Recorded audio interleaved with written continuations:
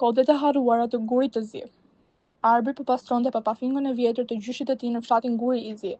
Mes pluhurit dhe kutive të vjetra, ai gjeti një hartë të çuditshme prej pergamene.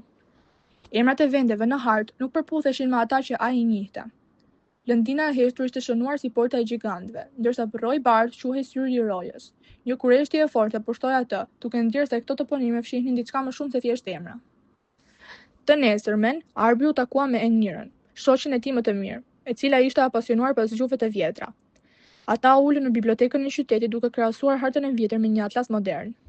Enira vuri re se rrënjët e fjalëve në hartë nuk ishin thjesht shqipe, por kishin një gjurmë të një dialekti të zhdukur që përdorej për të koduar mesazhe mbrojtjeje.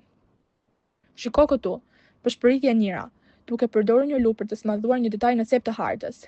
Emri Guri i Zi nuk vjen nga ngjyra e shkëmbit, por nga fjala e vjetër, Gurzir, që do të thotë vendi i fshehjes. Arbri ndjeu një rrëqethje në shtyllën kurrizore. Ata kuptuan se fshati i tyre nuk ishte thjesht një vend i rëndomt, por një këshill e fshehur dijesh. Të armatosur me çantët e shpinës dhe një dëshirë për aventurë, ata u nisën drejt lëndinës së heshtur. Rruga ishte e pjerrët dhe e mbuluar nga një mjekull e hollë, që dukej se thithte çdo zhurmë.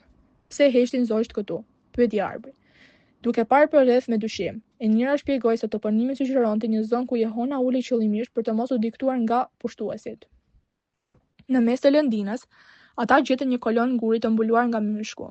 Kur Enira pastroi sipërfaqen, u ndal një simbol që përputhej me atë të hartës. Ishte një gërshetim i diellit me një çelës.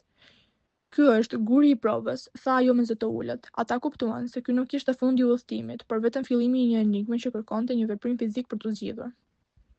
Arbri vuri re se hija e kolonës binte mbi një grumbull gurësh që formonin një rreth. Ai shtyu gurin qendror, i cili lëvizi me një zhurmë të rëndë metalike. Nën të u shfaq një tunel i ngushtë që të çonte poshtë në zemër të malit.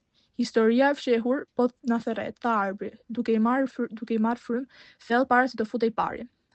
Tuneli i çoi pas një ujëvare të fshehur, e cila në hartë quhej ujë i ftohtë, por tani ata e dinin kuptimin e vërtet, vendi ku koha ngrin. Pas perdes së ujit ata zbuluan një portë të madhe bronzi. Enira vuri re se teksti mbi portë tregonte se ky ishte arkivi sekret i mbretërve të vjetër, i mbrojtur nga emrat që vetëm vendasit mund t'i deshifronin. Brenda arkivit, muret ishin të mbuluara me afreske, që tregonin historinë e vendeve të rajonit. Nuk ishin vetëm luftra, por një histori e bashkëpunimit midis dietarëve të fiseve të ndryshme.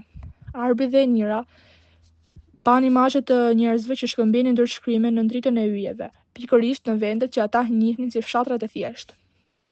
Enira gjeti një arkivol të vogël druri që përmbante rrotulla papirusi. Ajo hapi njërin prej tyre me kujdes. Këtu shpjegon se pse i ndryshuan emrat, tha ajo.